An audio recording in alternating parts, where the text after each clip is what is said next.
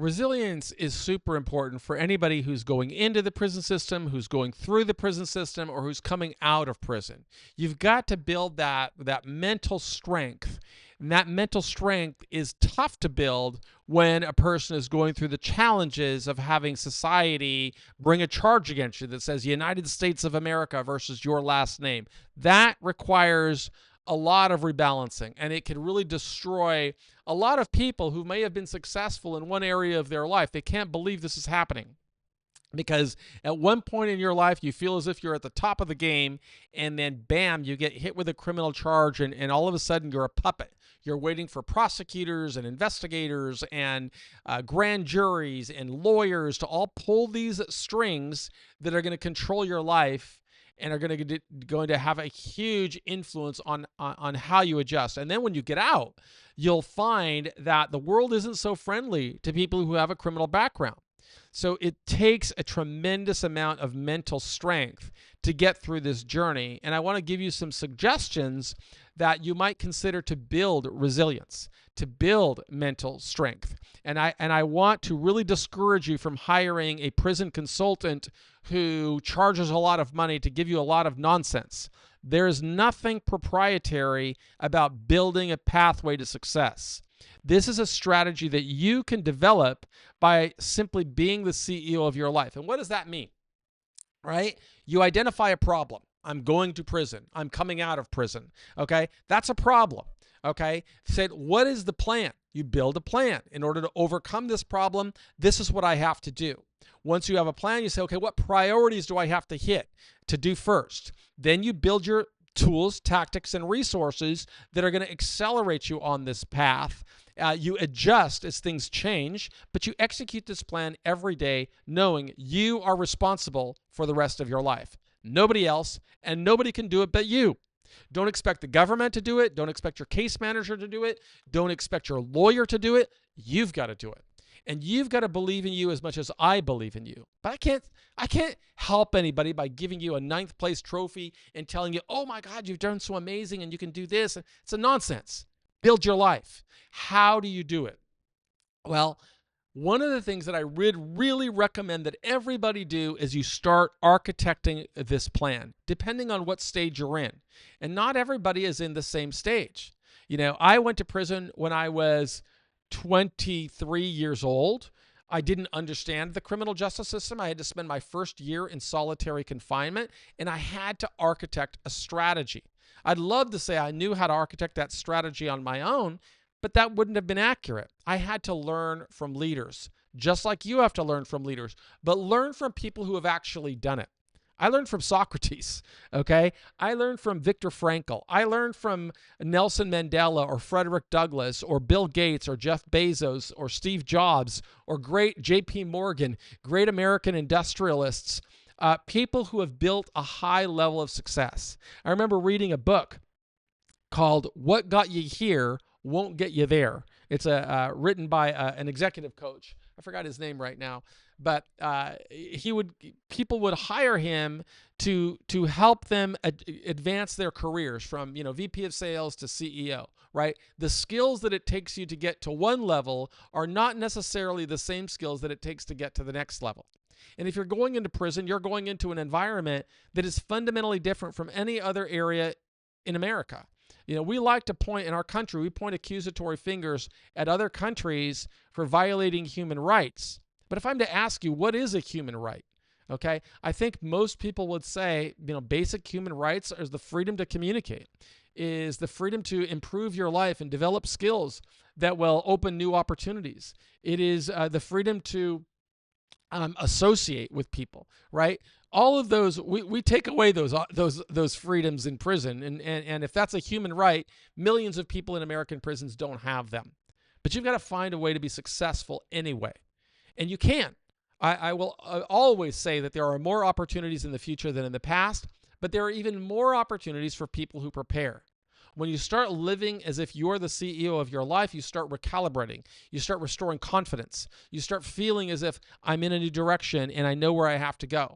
For me, it was like I always position myself as if I'm in the bottom of a pit And every day I have the duty and the responsibility to build another rung on a ladder that I'm going to use to climb out and get out of this and move into a new direction.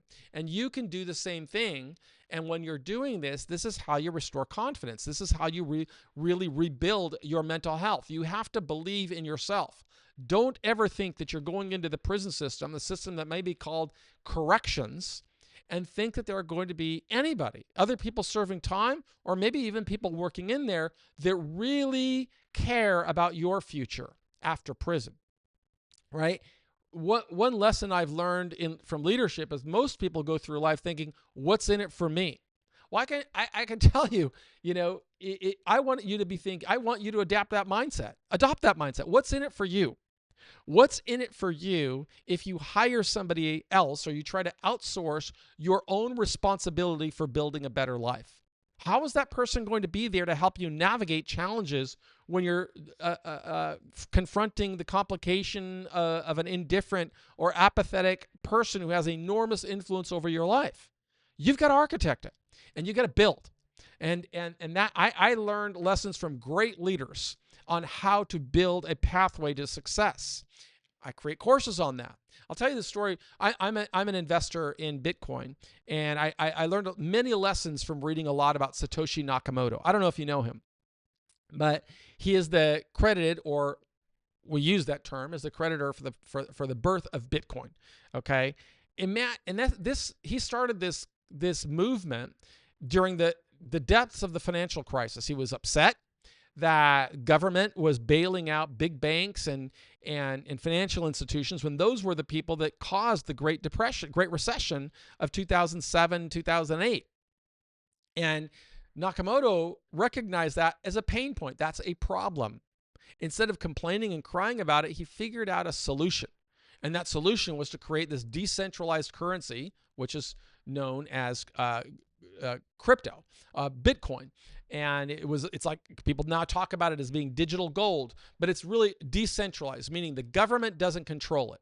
Okay, it's controlled by a decentralized group of computers that validate every transaction on a blockchain. Okay, now I can talk about it somewhat fluently because you can't watch CNBC for a single day or read a financial newspaper and not read about Bitcoin. Okay, but that was not the case when Satoshi Nakamoto had the idea. He had the idea and he wanted to advance it, so he did what? He wrote a plan. That plan is called the white paper. It's no big deal, nothing that complicated. It's 9 pages, anybody can read it. Okay, but the white paper, he did not go and try to sell to banks and financial institutions and traditional finance. He distributed it to people that might understand the message. Computer programmers, data scientists, cryptographers, mathematicians, because they could look at this concept and say, wow, this is a great experiment of decentralizing currency and making it possible for people to control their own destiny. It's about freedom. And that's one of the reasons that I identified with it. But after he got buy-in from other people, then he does what I learned to do from other leaders. Don't ask anyone to do anything that you're not doing. So he got involved and he launched the Bitcoin network in, I think it was January of 2009. And it's been growing ever since. It took a year before there was ever a financial transaction on the blockchain network. But now it has just gradually grown in geometric proportions. And now, tens of millions of people know about Bitcoin, are involved in Bitcoin, but it's still very early in the journey, just like you're very early in the journey. But what could you learn from Satoshi Nakamoto is that he took a methodical, deliberate plan. And that deliberate plan grew in incremental, tiny, tiny stages over many years. It's been 15 years now to have become the best performing asset in the history of mankind. From nothing to more than $2 trillion in value. Okay? What are you going to do? If you wait for somebody else to change your life, you're going to keep waiting. And you should know that a parade of horribles will follow when you go through prison and you come out of prison. But if you build a pathway to success, you will also build resilience. You will build mental health. You will be a credit to your family and your community because you faced a challenge and you overcame that challenge. A lot of free examples on this on prisonprofessors.org, but it starts with you. Go to prisonprofessors.org, open a profile, Start telling your story. Start architecting a pathway that will lead you from where you are to the success that you can become. But you can't do it with happy talk, and you can't do it with fantasy. You got to do the work. I did the work, and I know you can as well. If you want to talk with somebody, I'm sorry that I'm not the guy to do that. I only recommend my friend Justin Paperny, who is a sponsor of prisonprofessors.org.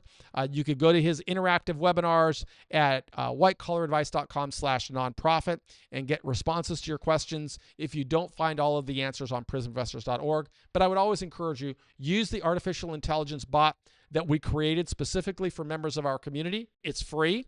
But use all the other artificial intelligence. This is not proprietary information. It's information that you could use if you're willing to do the work. No one should want freedom and liberty more than you. I know that you can do it. You know that you can do it. And you know that nobody can do it for you. You be cool.